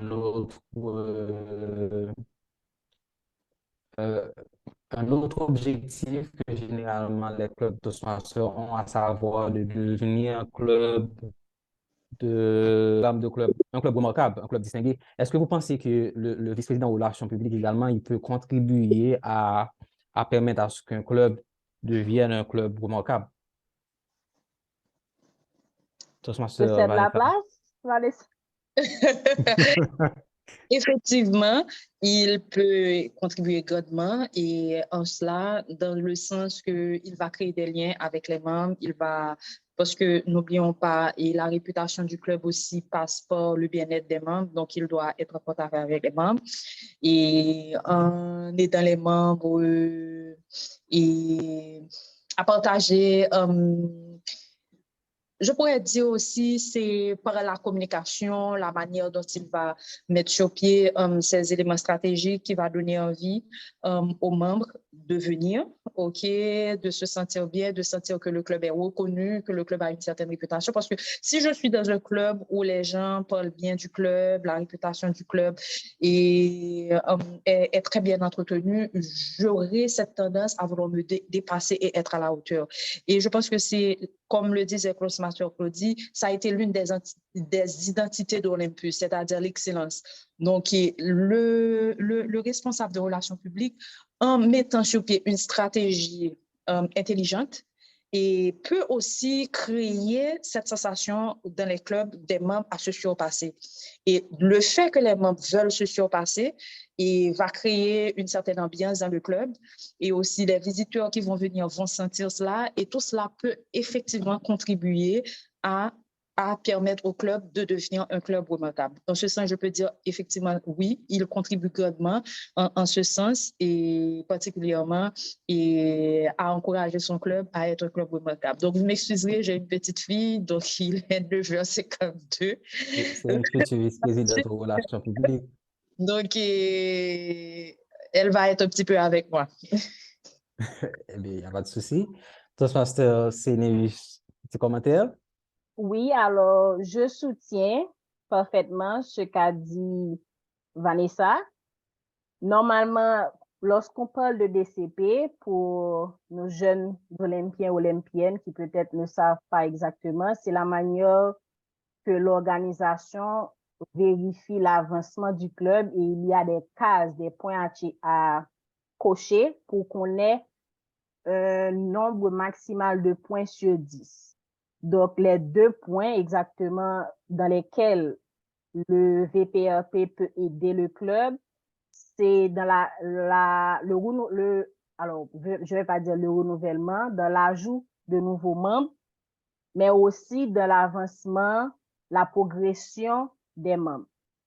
C'est-à-dire qu'en faisant une bonne promotion de qualité pour le club, on attire de nouveaux membres. Donc, on est sûr d'avoir ce point dans le DCP où on a de nouveaux membres régulièrement. Et aussi, en faisant cette promotion pour le club, en utilisant, je dirais, en mettant le projecteur sur les réalisations des membres, on donne l'engouement aux membres de travailler davantage parce qu'ils savent que lorsqu'ils réalisent quelque chose, ce qu'ils font vont être mis en avant, donc ils auront cet engouement. Et tant qu'ils ont cet engouement, donc ils avancent dans leur path. Donc, nous obtenons beaucoup plus de path achevés et donc nous avons des points ou des CP. Et bon, j'enchaîne également, avec toi, Toastmaster Senius. Pour toi, quel est le meilleur moyen de faire ces promotions? Vous connaissez le public, vous avez déjà joué le rôle. Le meilleur moyen pour faire la promotion, c'est quoi? Alors, pour moi, le club, la définition du club, ce sont les membres. La meilleure façon de faire la promotion du club, c'est d'utiliser les membres de long et en long et en large, toujours et en tout temps.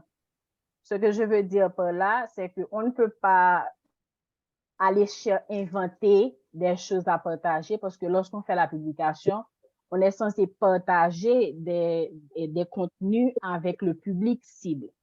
Donc, on ne peut pas inventer des choses. On ne peut pas non plus s'attarder ou du moins se focaliser seulement sur ce qui est général à Toastmasters. Parce que si on se focalise sur ce qui est général, à ce moment-là, on fait la promotion de Toastmasters International en général. Donc, la meilleure manière de faire la promotion du club, c'est de mettre l'accent sur les membres du club. Par exemple, j'avais lancé la page LinkedIn du club l'année dernière avec cette idée-là. Je m'étais dit que c'est une plateforme professionnelle. Les membres sont en train d'acquérir des compétences professionnelles. Et donc, en mettant en valeur, en publiant, par exemple, le certificat d'achèvement d'un membre, d'achèvement de niveau d'un membre, je donne au membre une visibilité qui peut l'aider dans son monde professionnel, mais aussi j'attire l'attention sur le club. Donc, la promotion, elle est faite et tout ce que j'ai à faire, c'est utiliser je dirais, ce que les membres produisent. Donc, pour moi, la meilleure façon de faire la promotion du club, c'est de mettre en valeur ce que les membres font. Parfait. C'est de mettre en valeur ce que les membres font. Et tu es de cet avis, Toastmaster Vanessa? Oui, effectivement, je suis de cet avis. Il faut effectivement mettre en avant les accomplissements des membres parce que c'est ça qui va attirer. Donc, je ne vais pas faire beaucoup de discours dessus parce que Toastmaster Senius a très bien défini tout cela. Ce que je peux ajouter, c'est d'utiliser tout ce qu'elle a dit par les réseaux sociaux. Parce qu'aujourd'hui, on ne peut le nier, les réseaux sociaux ont une place importante pour la visibilité et la notoriété d'une entreprise, d'un groupe ou de quelqu'un qui veut se faire connaître dans un milieu quelconque. Maintenant, les réseaux sociaux, il faut juste savoir les utiliser de manière intelligente parce que chaque réseau va vous permettre de faire quelque chose de différent. Donc, je pense que l'une des choses que ce poste m'a vraiment aidé à faire et pour rentrer dans ce sujet-là, c'est de comprendre l'importance des réseaux sociaux en relations publiques. Aujourd'hui, on ne peut s'en passer. Donc, moi, ce que je vais dire, c'est prendre ce que Toastmaster Senius a dit, c'est-à-dire que de mettre en avant ce que les membres du club font et mettre en valeur ce que le club fait. Et comme Toastmaster Claudie a dit, vendre l'identité du club, créer cette image de confiance, mais de pouvoir aussi l'introduire dans une stratégie sur les réseaux sociaux pour permettre à un plus grand nombre d'avoir accès à ces informations et de pouvoir rejoindre le club. Merci. Mettre en avant les réalisations des membres du club.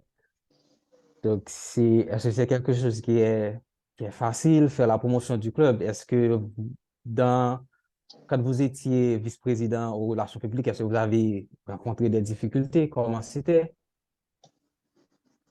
Dites-nous en plus. J'y vais ou le Toastmaster Senius? Je te cède la place, tu es 2 fois mon aîné. C'est une gentleman. C'est une gentleman.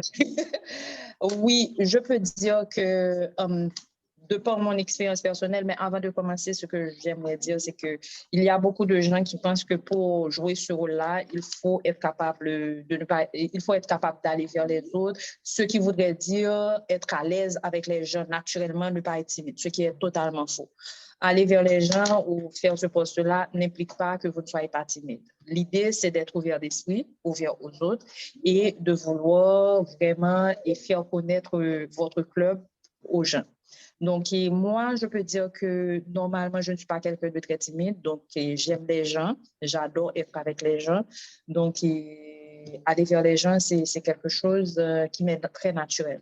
L'une des difficultés que j'avais, c'était vraiment de pouvoir évaluer, mesurer les différentes actions que je faisais. C'était comment, lorsque j'organisais une activité ou bien lorsque je faisais une affiche ou bien je faisais un post sur Facebook, comment est-ce que je pouvais voir quelles étaient les retombées de tout ce travail-là. Donc, c'était vraiment l'une des difficultés que j'avais eues. Mais comme les gens avant moi l'ont dit, donc à Olympus, on est une grande famille, donc on en a discuté dans le club et on a utilisé des outils comme les quiz, comme l'a si bien fait ma soeur Claudie, des petites notes, je pourrais dire aussi, après une activité, on passait des petites questions aux gens où on disait aux gens, on encourageait les gens à laisser leurs commentaires, ce qui nous avait permis vraiment de pallier à ça et duquel j'ai beaucoup appris et que j'utilise encore dans mon travail aujourd'hui. Donc, c'était l'une des plus grandes difficultés, c'était de mesurer l'action de chaque activité ou de chaque stratégie mise en place.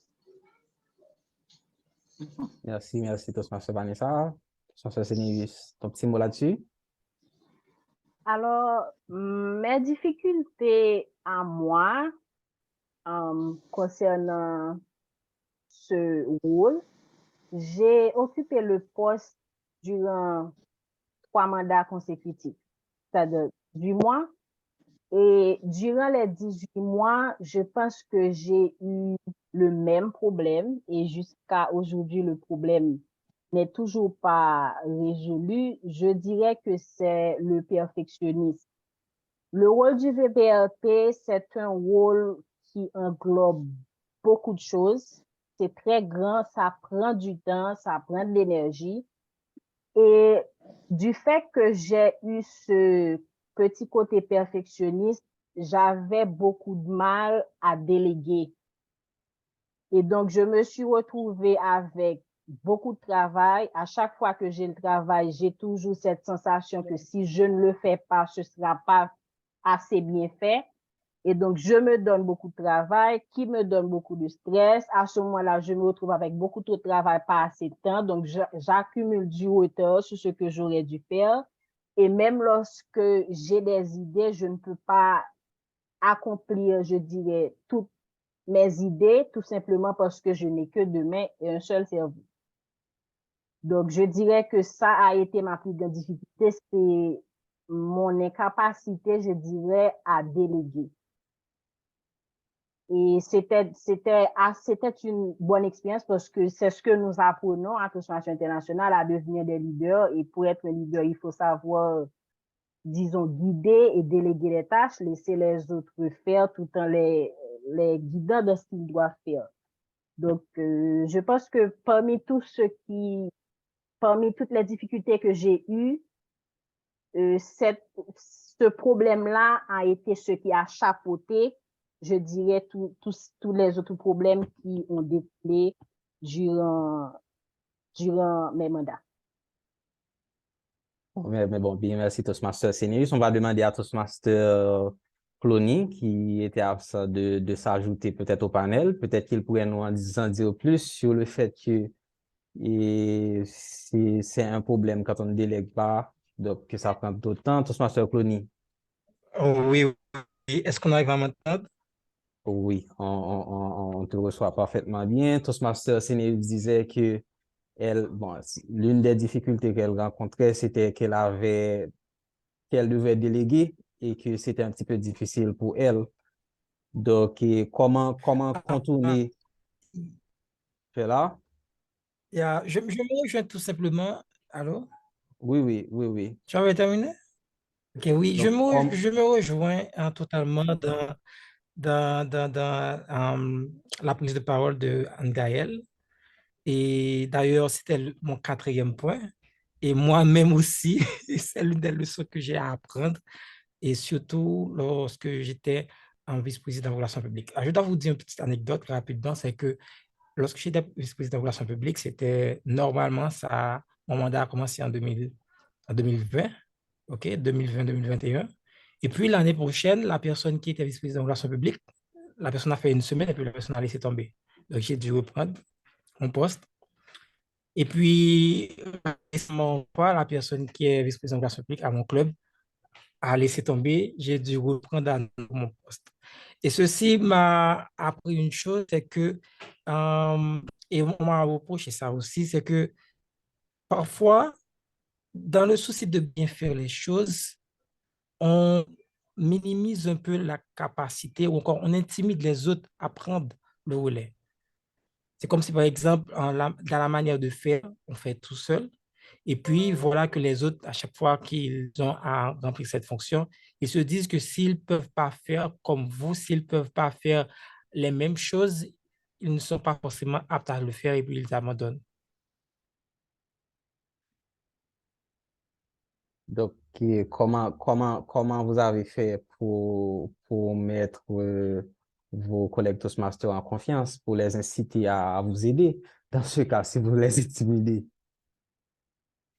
Comment vous avez procédé?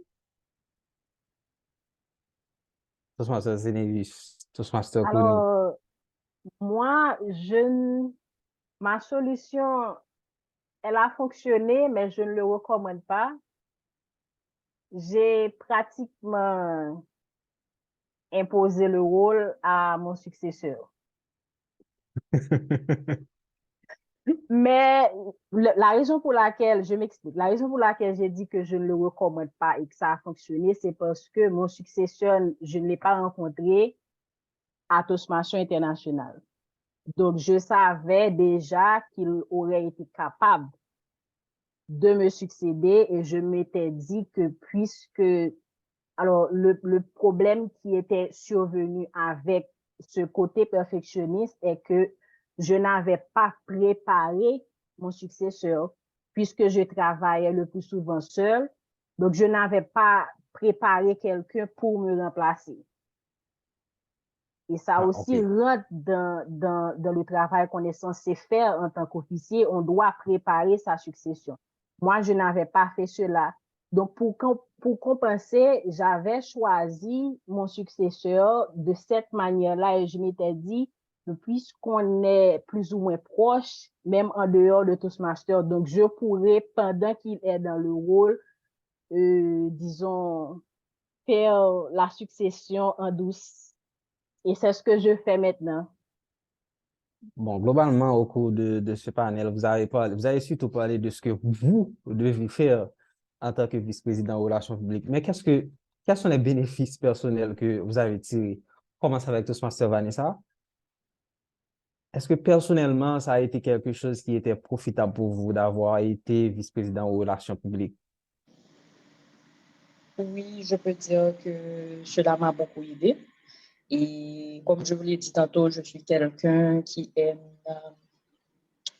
les gens, mais ça m'a permis en plus de ça de développer mon écoute un petit peu plus parce que pour pouvoir faire les relations publiques, il faut être à l'écoute des gens, être à l'écoute de son club, mais et comprendre, et comme le Toastmaster Clooney avait dit, quelle est l'identité de votre club, quel est le cœur de votre club, mais aussi écouter les gens qui sont tout autour pour pouvoir et comprendre quels sont leurs besoins pour mieux vendre le club. Donc, ça m'a permis encore plus d'être à l'écoute. Et ce que j'ai découvert aussi dans toute cette histoire, c'est que c'est de développer ses connaissances, comment je pourrais dire, ses connaissances générales. Parce que pour pouvoir approcher les gens, il faut comprendre ce qui les intéresse. Donc, ça m'a permis de comprendre aussi que VPR, c'est pas seulement parler du club, mais c'est de comprendre, d'être à l'écoute. Être à l'écoute veut dire aussi être capable de répondre, d'apporter une réponse appropriée aux besoins de la personne. Donc, je peux dire que cette expérience m'a vraiment beaucoup aidé d'être à l'écoute de l'autre, de développer un petit peu plus d'intérêt pour des choses peut-être qui ne m'intéressaient pas, parce que les gens que je voulais gagner la confiance, ou bien les gens, et parce que ce qu'il faut comprendre aussi, c'est que les gens qu'on veut toucher, les gens qu'on veut emmener au club ne sont pas forcément intéressés par les mêmes choses que nous, ils n'ont pas forcément les mêmes centres d'intérêt que nous. Cela ne veut pas dire qu'il faut s'intéresser comme si la personne joue au volleyball, d'aller jouer au volleyball, mais c'est de vraiment s'ouvrir, de s'intéresser aux gens et d'être à l'écoute et de pouvoir créer ce climat de confiance, ce climat de désir pour que les gens aient envie de venir au club, mais aussi d'y rester. Toastmaster Anne-Gaëlle, tu étais à l'écoute de ce que disait Toastmaster Vanessa? Bien oui, elle est 2 fois mon aînée, Toastmaster Josué, je dois l'écouter. Donc, tu as un petit commentaire? Oui, alors, concernant, par rapport à cette expérience, ce que moi j'ai appris personnellement, c'est qu'on ne peut pas tout faire de par soi-même. C'est la plus grande leçon que j'ai appris pendant ces 18 mois, c'est que je ne peux pas tout faire. J'apprends encore, en fait, j'ai appris la leçon, mais je ne l'ai pas encore totalement mise en pratique, je vais dire. Mais j'ai vraiment appris que il faut apprendre à faire confiance, je dirais, aux autres, tout comme on m'avait fait confiance lorsque je suis devenue VPRP, j'avais quelques mois au club, tout comme Clonie. Ma mentor, la chère Pascal, elle m'a écrit, elle m'a dit, je sens que tu peux être VPRP, présente-toi aux élections. J'avais aucune expérience, c'est la première fois que je faisais partie du comité et je me suis lancée vraiment. Et j'ai vraiment apprécié l'opportunité que j'ai eue. J'aime beaucoup les recherches. En étant VPRP, j'ai eu cette opportunité d'aller chercher partout sur le site de Toastmasters. J'étais tout le temps à l'affût de détails. Je recherchais, et je dirais, et les anciens membres et sur Internet. Au niveau du sous-comité du VPRP, j'ai appelé cela le travail FBI. Je suis devenue chercheuse professionnelle. À chaque fois que je devais produire une affiche, j'étais partout sur les réseaux en train de chercher des photos. Je devais contacter les membres pour leur demander leurs informations.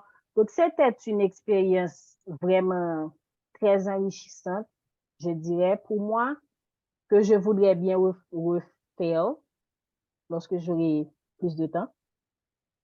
Mais comme je l'ai dit, c'est la leçon principale que j'ai apprise, c'est qu'on ne peut pas tout faire soi-même. Globalement, donc, ça vous a appris à écouter, ça vous a appris à savoir déléguer. Toastmaster Clonie, je ne sais pas si tu es toujours là avec nous. Bon, je suis là.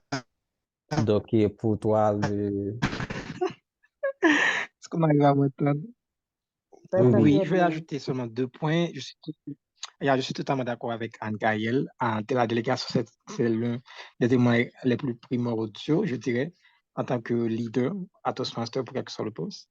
Mais pour le poste de VPRP, l'une des choses que j'ai beaucoup appris, c'est tout simplement, il ne faut pas rester au niveau de la pointe de l'iceberg. Parce qu'il nous arrive parfois, Anne-Gaëlle a dit qu'elle a été chercher beaucoup, et c'est très important, qu'on voit un poste et on se dit, et voilà, le poste, c'est comme les autres l'ont fait, je vais faire comme tel. Et voilà, c'est là où l'on se perd. Pour moi, l'un des plus gros défis auxquels on fait face et par rapport au poste de VPRP réside à on se limite au côté publicité, au côté graphic design. Et voilà pourquoi on se bat tellement à ce niveau et on essaie de le faire tout seul et on essaie de le faire parce qu'on se dit que les autres ne peuvent pas le faire ainsi. Et puis, on rate l'opportunité de faire l'autre plus grand travail des relations publiques qui consiste non seulement à établir des relations de confiance avec les membres du club et avec les autres personnes à l'extérieur, mais aussi à faire connaître le club, à faire connaître le club à travers les médias, à faire connaître le club à travers qu'on parle de relations publiques à travers des relations de partenariat peut-être. Parce que, par exemple, un club tel que Olympus, qui en fait la promotion, par exemple, de la lecture, est-ce que le club Olympus envisage d'avoir un partenariat avec une bibliothèque ou un club de lecture? Donc, je pense que c'est des éléments qui sont très importants et comme j'ai dit tantôt, il ne faut pas rester à la pointe de l'iceberg, il faut aller en profondeur. J'ai l'impression que Toastmaster Clooney a envie d'ajouter plein de choses encore, mais je vais te poser une dernière question. Est-ce que, bon, dans ton introduction, tu parlais de 4 leçons.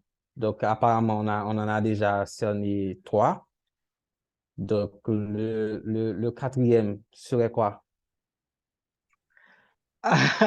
Ma quatrième leçon, c'était tout simplement, il faut apprendre à monter une équipe et à encourager l'autonomie. Parce que c'était l'une de mes plus grandes faiblesses. Parce que, comme j'avais dit tout à l'heure, je ne sais pas si vous avez entendu, j'ai été VPRP, mais après moi, j'ai dû à chaque fois jouer le rôle parce que les personnes qui ont eu à prendre ces postes ont laissé tomber à chaque fois. Donc, je ne sais pas la raison, il y a peut-être des raisons personnelles, mais je me demande aussi, est-ce que c'est pas parce qu'il y a un travail qui n'a pas été fait de mon niveau? Parce que j'ai essayé de trop embrasser les choses. Donc, je pense qu'il faut non seulement monter une équipe, mais aussi encourager l'autonomie. Je parle de pas seulement déléguer des tâches, mais déléguer l'autorité même. Déléguer, donner à la personne la chance de prendre des décisions par rapport à la fonction que vous lui avez attribuée dans votre comité. Merci, Toastmaster Clooney. Donc, l'heure est pratiquement écoulée, on devrait terminer. Donc, rapidement, on va voir avec nos panélistes. Est-ce que vous avez des conseils pour tous ceux qui aimeraient jouer à l'avenir le rôle de vice-président aux relations publiques? Toastmaster Vanessa, j'aimerais bien t'entendre.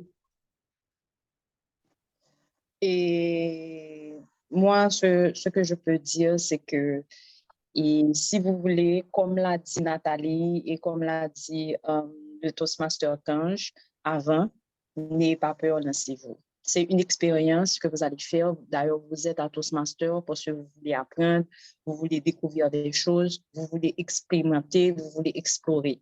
Donc, n'hésitez pas. Donc, personne n'est parfait.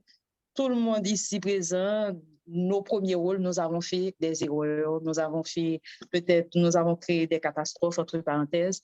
Mais ce que vous devriez savoir, c'est que votre club est là pour vous. Les membres du club sont là pour vous. Ils seront toujours là pour vous. Ils vont vous encadrer. Ils vont vous permettre de réaliser ce que vous devriez réaliser. Maintenant, ce que j'avais noté, parce que j'avais noté 3 conseils que je voulais donner.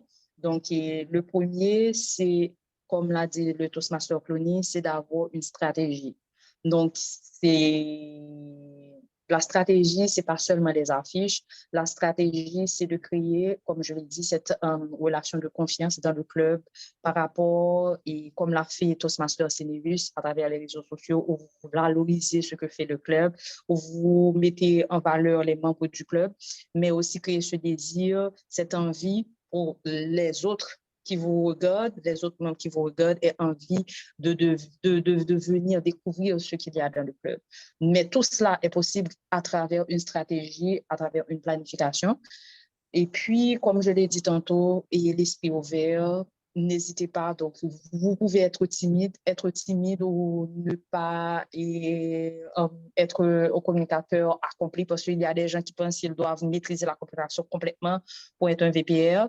Donc, c'est pas ça du tout. C'est d'avoir sa stratégie, d'être ouvert d'esprit, d'être ouvert aux autres, demander de l'aide si vous avez besoin de l'aide et parler de vos projets aux gens. Et puis, ouvrez-vous et puis lancez-vous. Vous n'avez rien à perdre, hein? Vous avez tout à gagner. Merci, Toastmaster Vanessa. Je tiens surtout à te remercier avec le sourire que vous avez porté vos messages aujourd'hui. Donc, vous nous avez conseillé de nous jeter à l'eau. Toastmaster Cinevis. Merci. Alors, bien entendu, comme a dit Vanessa, on n'a vraiment rien à perdre. À Toastmaster International, nous sommes là pour apprendre. Tout ce qu'on fait est apprentissage. Donc, je dois donner un conseil à une personne qui voudrait devenir VPRP, le rôle de VPRP n'existe pas pour que l'on se compare, je dirais, à vos prédécesseurs. Le rôle n'existe, le rôle dans le comité, les rôles dans le comité n'existent pas pour cela. Nous faisons chacun notre propre expérience lorsque nous prenons un rôle dans le comité. Les possibilités d'apprentissage sont nombreuses. Moi, lorsque j'ai été VPRP, je me suis axée sur certains points, j'ai développé certains points. Certains autres points, je n'ai pas été vraiment très bien dedans. Vous, votre expérience sera totalement différente. Vous pouvez être une personne dont la plume est très facile. Et vous pouvez, disons, mettre l'accent sur la communication écrite.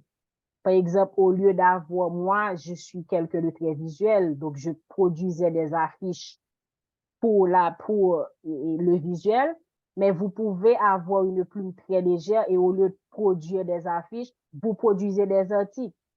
Lorsque vous faites la promotion de la réunion, au lieu d'avoir une affiche avec des images et tout un tas de trucs, vous pouvez avoir une simple page avec une couleur et ce sont vos mots qui parlent.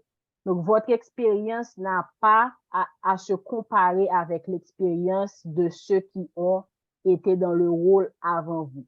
Vous devez avant tout garder en tête qu'à Toastmasters International, nous sommes là pour apprendre. Vous briguez le poste pour apprendre. Donc, ne vous limitez pas à vous dire que, bon, le Toastmaster qui était avant moi, il a fait ceci. Ce Toastmaster, vous ne savez pas qu'est-ce que le Toastmaster a appris pour lui-même. Ça reste dans son expérience. Donc, ne vous limitez pas. Les postes sont là pour que vous puissiez, je dirais, vous mettre en examen, que vous puissiez avoir l'opportunité de vous trouver, de découvrir ce que vous pouvez faire. Et comme on dit, à Toastmasters, il n'y a pas de professeur, il n'y a pas d'élève. Je peux apprendre de vous qui serez futurs VPRP. Vous pouvez apprendre de l'expérience que j'ai eue. Donc, il y a vraiment rien à perdre. Je te vois là et chaque expérience est unique. Donc, un dernier mot, Toastmaster Clony, cette fois-ci en 30 secondes. OK, bon, quand tu as de 30 secondes, et le seul message que j'ai, c'est le VPRP, c'est vous, le job, c'est le club. Le VPRP, c'est vous, donc vous avez la chance d'avoir un stage en relations publiques. Prenez le temps de réaliser ce stage à la perfection afin que vous pouvez l'utiliser dans d'autres aspects professionnels de votre vie. Le job, c'est le club. Ne le faites pas tout seul, impliquez les autres.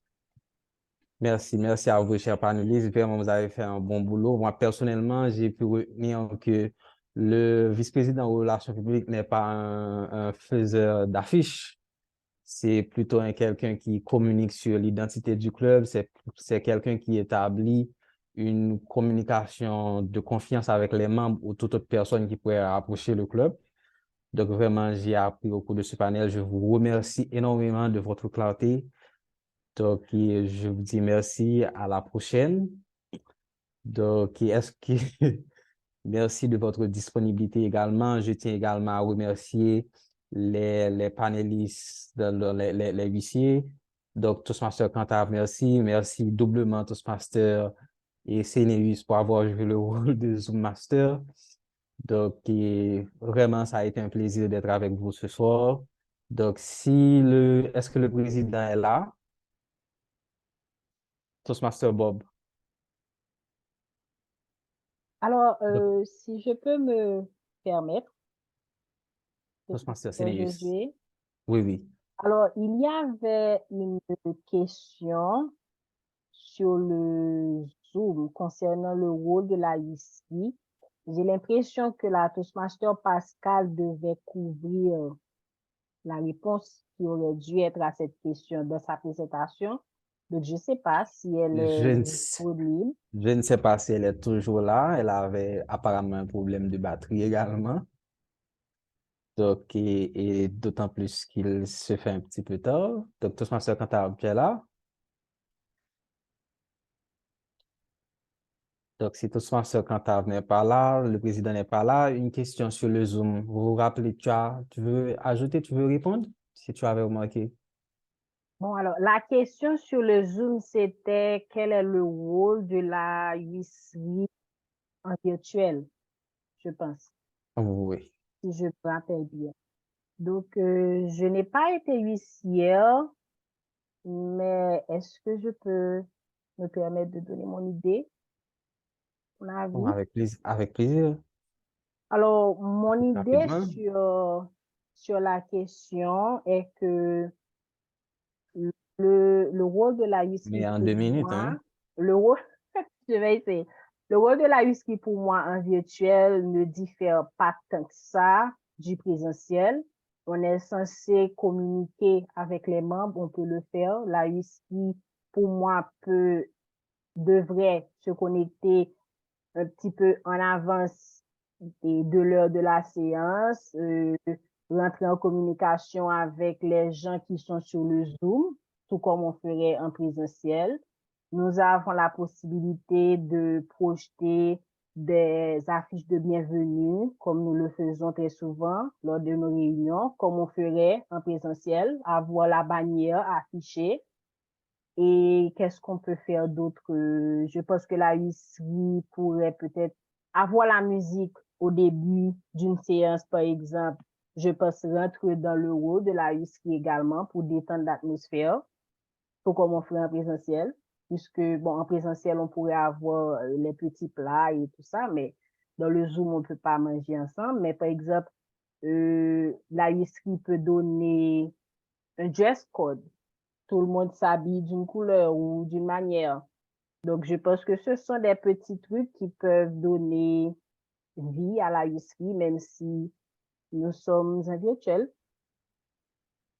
Donc, bien merci, Toastmaster Senius. Aujourd'hui, ce soir-là, vous avez porté de multiples chapeaux, complémentaires huissier, Zoom Master. Donc, ça a été un plaisir vraiment d'être avec vous. Donc, étant donné que le président n'est pas là, le vice-président de la formation, est-ce qu'il est là? Quelqu'un du comité?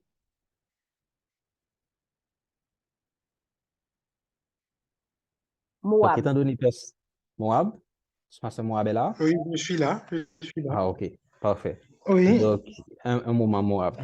Donc, ça a été un plaisir vraiment d'être avec vous. Donc, aujourd'hui, nous avons beaucoup appris sur le rôle de huissier, quelqu'un qui doit s'assurer que l'espace virtuel soit agréable, qui peut même, en virtuel, donner un dress code pour nos différentes réunions. On a également appris sur le rôle de vice-président aux relations publiques qui fait beaucoup plus que des affiches, qui communique sur l'identité du club.